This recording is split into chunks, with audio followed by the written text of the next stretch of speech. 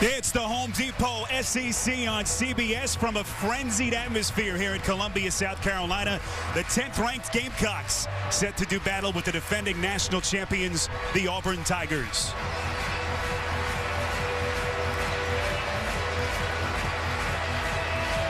Spiro Dedes, Steve Berline, Otis Livingston, who is working the sidelines for us all afternoon, will join us in a moment.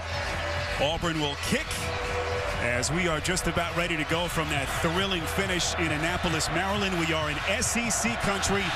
East meets West here in Columbia this afternoon. Parkey's kick fielded by Stephon Gilmore at about the 6. Gilmore has some real estate out past the 30 and finally brought down at the 35-yard line after a return of 27 yards.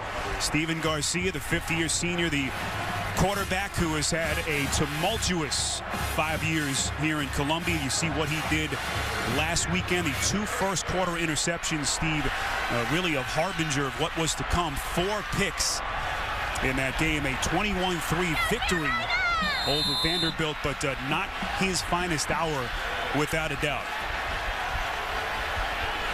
Garcia will work from the shotgun on 1st and 10 from the 34. Able to find his man Alshon Jeffrey outside. Nice pickup on 1st down. We take a look at our starting lineups presented by Chick-fil-A. First for the offensive side of the football for Steve Spurrier's Gamecocks. We see how they line up front. Mike Matulis, the freshman, summoned today due to some injuries that they've had along their offensive front. Alshon Jeffrey, consensus All-American candidate, not quite having the year that they expected him to have so far through 4 weeks, is their featured wide receiver. This is 2nd and 6 from about the 37. Marcus Lattimore, the lone setback. Lattimore trying to bust it up the gut out past the 40, but that Auburn defensive front that has had all kinds of issues this season, able to hold its ground. Kenneth Carter with the tackle. Nosa Igwe headlines their front 4. You see the linebackers under defensive coordinator Ted Roof, and the secondary, Nico Thorpe, who has become the leader of that group, the starter at the strong safety position. This will be 3rd and 4 for the Gamecocks from their own 40.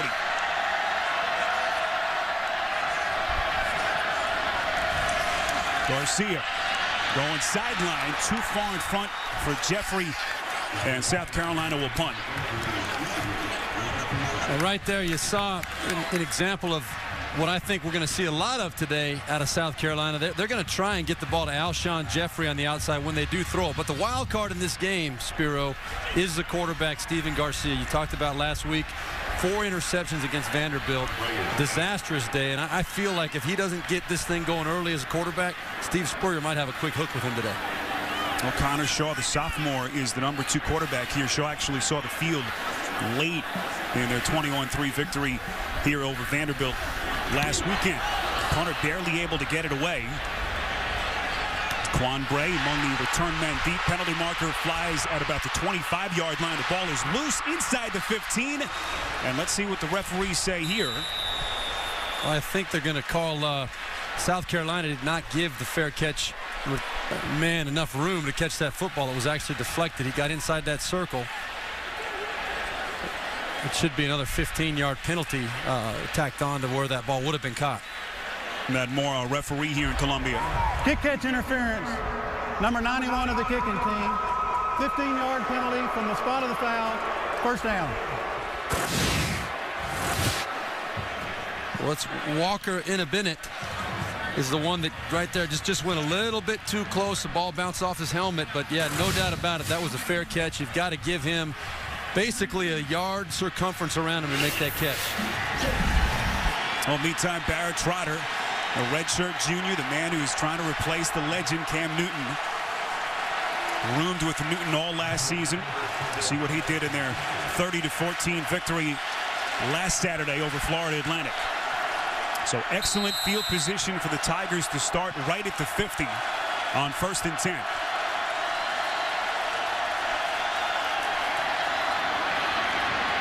Michael Dyer trying to bounce to the outside, but the Gamecocks are there as Dyer may have lost yardage.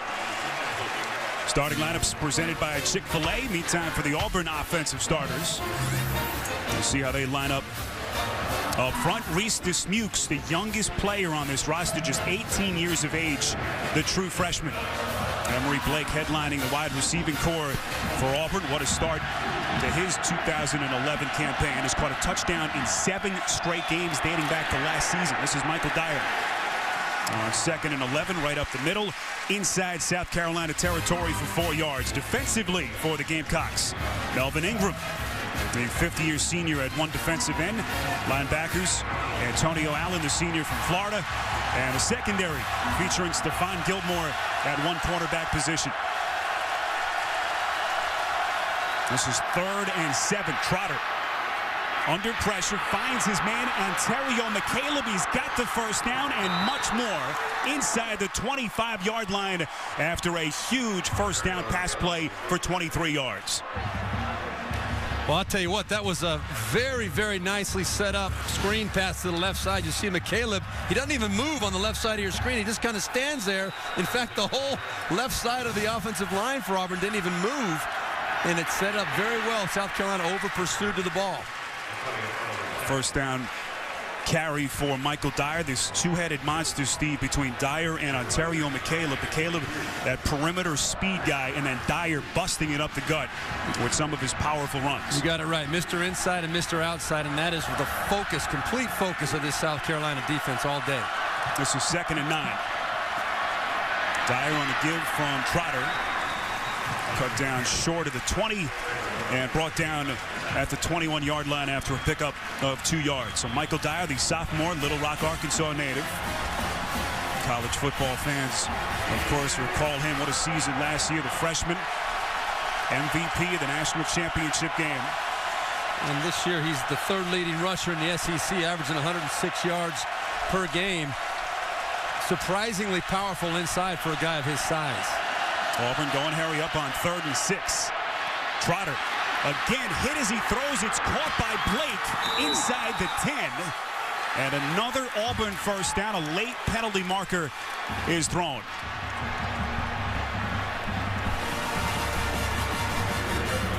"13 yards through the air." Trotter to Blake. That was another very well executed screen pass by Auburn. After the play, personal foul, number 6 of the defense. Half the distance to the goal, first down. Well, look at this. You're going to see the offensive lineman for Auburn literally let South Carolina run right through the line untouched. Emory Blake just doing that quick outside screen, catches the ball right on the numbers. The key for that play is that the quarterback gives that receiver a chance to catch the ball on the run. Great job by Barrett Trotter and Emory Blake. Oh, what a start for this Auburn offense.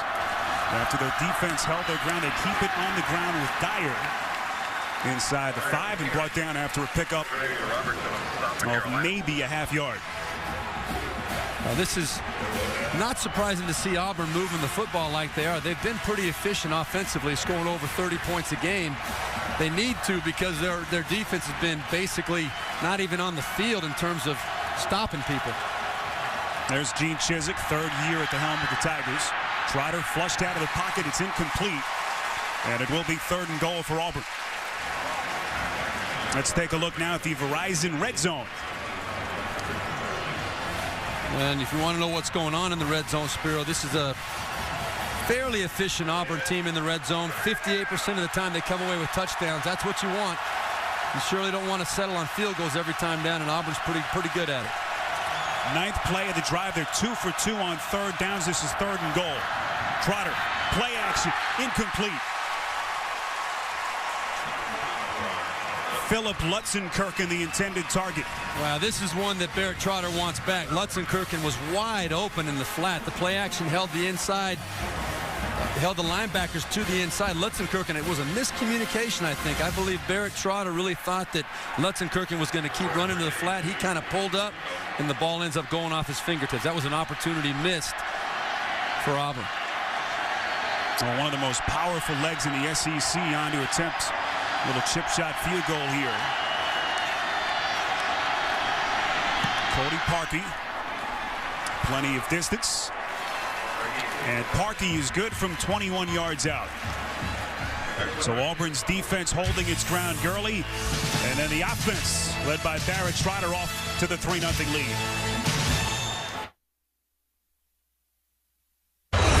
LG, as a proud NCAA corporate partner, presents great SEC rivalries. It's all about go, game, go!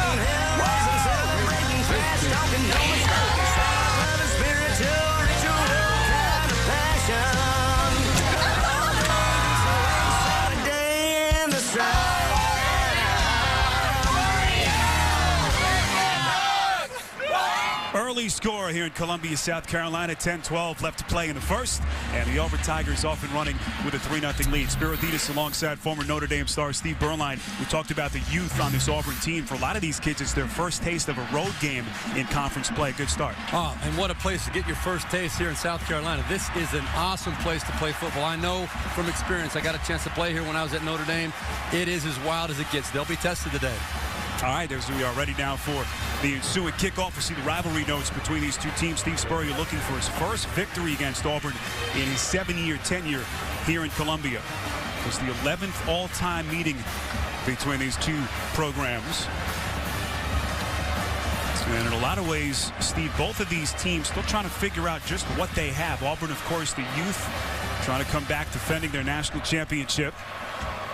A team laden a year ago with those 24 senior players. And meantime, for South Carolina, a team loaded with talent, certainly on the defensive side of the football, but can they solve their offensive woes this season?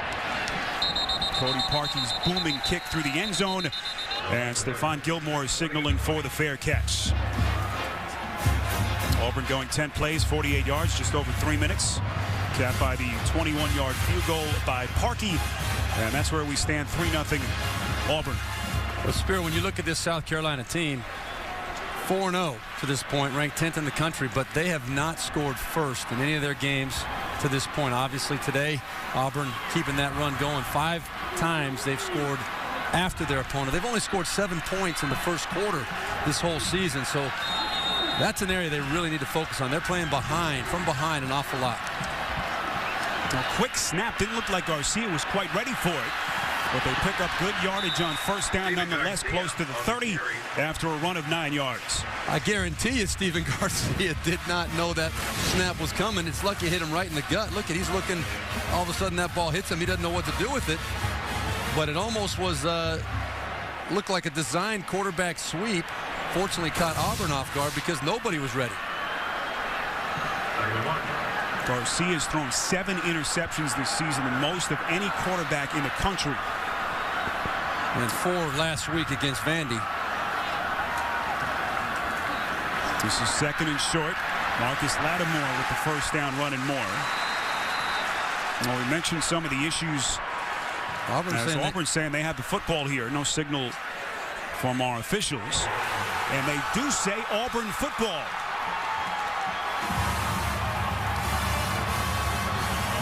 That does not happen very often. Marcus Lattimore, I believe, the best running back in the country. He is a workhorse, a beast up inside, and that ball just kind of, boy, I'll tell you, I don't know whether his knees hit first. They're going to look at that, I'm sure, because it looked like that ball squirted out kind of late. He's got that ball secured right now. It started to come out. You could see that ball starting to get out of his control a little bit. The question is whether his knees hit first before that ball started to pop out. Boy, that's a tough one, Spiro. I don't know. Well, Marcus Lattimore, who in very short order has become one of the premier running backs in the country, with a very uncharacteristic mistake, and now the play under review. There's no doubt you can see that that ball is coming out before the ball hits the ground, before his shoulders and chest and upper body hits the ground. The question is, when did those knees hit? Now the call on the field is a fumble and a recovery by Auburn. And now they'll need conclusive video evidence to overturn that call.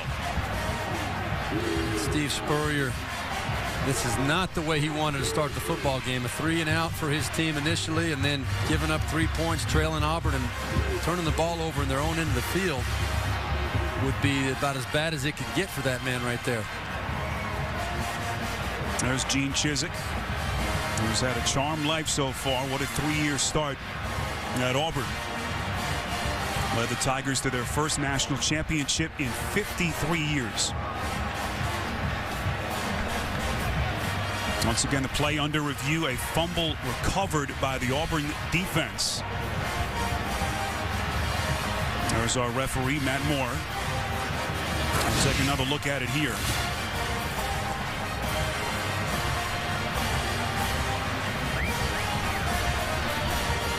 I just don't see enough, Spiro, to overturn this. As we know, it's got to be very clear. It's got to be conclusive that it's the opposite of what the call made was. And I just don't know if you can tell whether that knee hit before the ball started to come out. Kenneth Carter was the man who punched the football free. And Jonathan Mincy, the redshirt freshman, made the recovery. Now, this is an defense for Auburn that has been absolutely torched all year. Last in the SEC in yards allowed, 477 yards per game. Last in the league in points allowed, giving up over 30 points a game. And this is the kind of thing against a highly ranked team. You get off to a start like this, that ball pops out. If they get a turnover for their offense to start this game out, I'll tell you. Steve, what do you think? From that angle, it looks like the ball's coming out before his knee hit the ground. I'm still not convinced that it really was. After review, the ruling on the field stands. Yeah, I don't think it was clearly coming loose before his knee hit, but it was definitely coming loose right about the same time that knee did hit. So I think it's the right call since it was ruled a fumble on the field. You can't overturn that unless you're 100% sure.